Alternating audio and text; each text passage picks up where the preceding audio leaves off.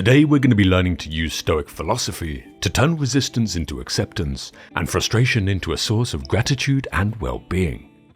Modern life can be chaotic and frustrating at times.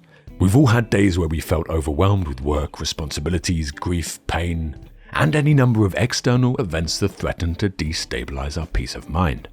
Here at Orion Philosophy, we bring out videos every week specifically to tackle the imbalance between sources of suffering in the world around us and the tools that we're given to deal with them.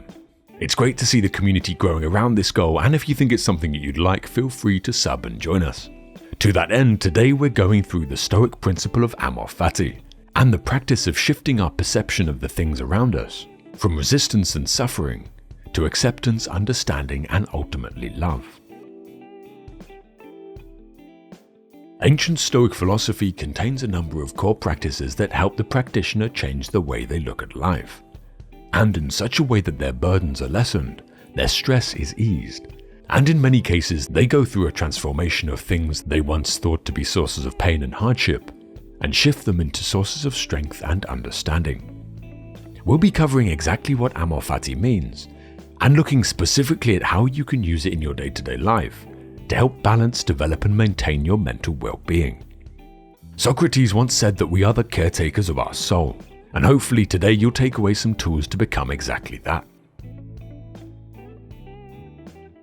First of all, if Amor Fati is learning to love fate, what exactly do we mean when we say fate? To be honest, this can be interpreted in many different ways. For me personally, a practical definition of fate in this context is simply the unraveling of everything that has happened, everything that is happening, and everything that will happen. These happenings are determined by the nature of the world around us, they're determined by the laws of physics, and the events that have transpired previously, leading to subsequent events, like complex dominoes knocking into one another. This domino analogy might bring up questions about determinism or free will, and it's outside the scope of this video. However, if you personally have an opinion on free will or determinism, let me know in the comments down below because I think it's a fascinating topic. But coming back to fate, I don't think that fate in this context has anything to do with an overall universal consciousness or anything deliberately dictating what does and doesn't happen. So then what is Amor Fati? Marcus Aurelius once wrote, "Accept the things to which fate binds you, and love the people with whom fate brings you together, but do so with all your heart." Literally speaking, Amor Fati is a Latin phrase that translates roughly as love of fate, and it's been used for thousands of years to describe a state of mind or a practice in which you accept and even embrace everything that has happened, is happening, and has yet to happen. It's the mindset of understanding and accepting that the nature of the universe is change, that much of this change is outside the reach of our control, and that without this change we would not exist, our relationships wouldn't exist, we wouldn't laugh, cry, love, create, or grow. Without everything that has come before now, and without everything that is happening now, we wouldn't experience any of what life has to offer, both the good and the bad. And in this way, from this perspective, we can learn to love everything that has come before us, and everything that's happening around us, and then by extension, learn to love fate. Marcus Aurelius also wrote, "Frightened of change, but what can exist without it? What's closer to nature's heart?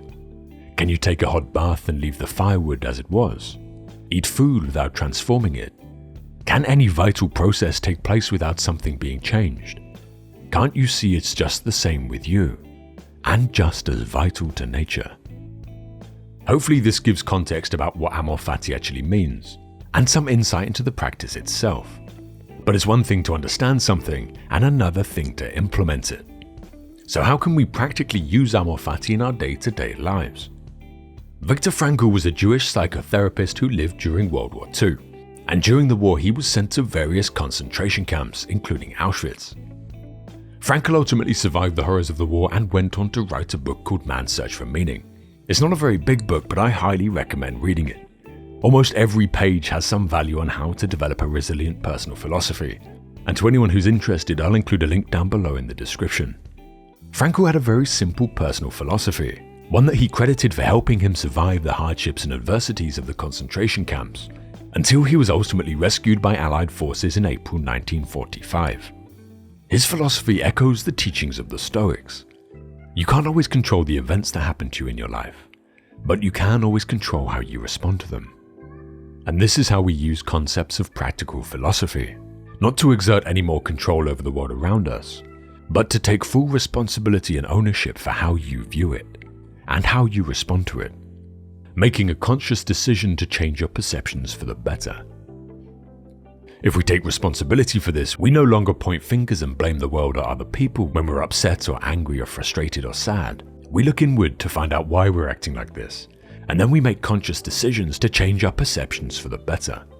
Of course, I'm not saying that all negative emotion is bad, but what I am saying is those emotions are our responsibility, and not just those emotions, but how we act and respond to the world as a result of them. So if we take responsibility for our response to the world, and we take responsibility for making conscious decisions to change our perception of things for the better, with Amor Fati, this means changing how we perceive what's happened to us, or is happening to us. We can start by asking ourselves pointed questions. Have we suffered and struggled? Yes. Can we go back and avoid the struggle? No. So if we can't go back and change the past, the next best thing is accepting that it has happened and finding the good in it, whether it's something in the hardship that taught us more about ourselves, or a lesson learnt that can help us or others avoid similar hardship in the future. Have we experienced loss? How did that teach us to appreciate what we have and not take things for granted? Did we lose our job? What doors did that open that may have remained closed? Did someone mistreat us? Did that person showing that side of them end a relationship that could have gone on for longer and been more destructive? This may seem overly optimistic, but when these events have already happened, really we get no benefit from walking around with negativity or resentment about them. Negativity won't change the past. However, optimism and a deliberate choice regarding how we look at the past can improve how we live right now in the present. One thing about Amor Fati that I do want to touch on quickly is that it often gets confused with a passive defeatist acceptance of the world around us. That this practice leads us to accept the wrongs of the world and to lie down as we observe the passing of things that we don't agree with or wrongdoing we see being committed. This is not the case. Acceptance of reality is not the same as submitting to it. It's simply learning the ability to see objectively and accepting that in this moment, that is the state of the world. There's often little value in seeing the world as you want to see it, rather than seeing it as it is, other than getting a warm fuzzy feeling as you pull the wool over your own eyes. And this acceptance of reality is the ability to look at reality clearly and not through the lens of our own bias and expectations. In doing so, we are more able to understand what's within our control and what is not. And then if we deem it appropriate, we can look to leverage that control to effect change first in ourselves, and then if possible in the world around us for the better. Amor Fati is often credited to the Stoics. Epictetus, the slave who later became a philosopher, talked about similar concepts. And as we've already seen, the Stoic philosopher Marcus Aurelius wrote about fate in his journal, a journal that later became known as Meditations. Later philosophers like Nietzsche explicitly used the term Amor Fati in their writings. Nietzsche wrote, "My formula for greatness in a human being is Amor Fati. That one wants nothing to be different, not forward, not backward, not in all eternity. Not merely bear what is necessary, still less conceal it, but love it." My interpretation of this is that Nietzsche is saying that we should not hide from fate. We shouldn't conceal fate, nor should we wish it to be different. Ultimately, fate is what it will be, not what we wish it will be. So we should accept it. However, more than just acceptance, we should learn to love fate and embrace it. He went on to write further, "For nothing is self-sufficient, neither in us ourselves, nor in things. And if our soul has trembled with happiness, and sounded like a harp string just once, all eternity was needed to produce this one event.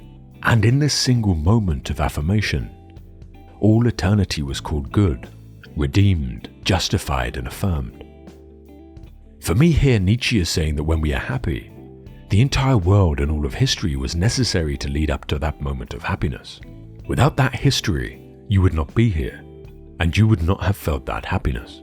So if you resist, hate, or complain about fate, you are resisting the conditions that have given you life.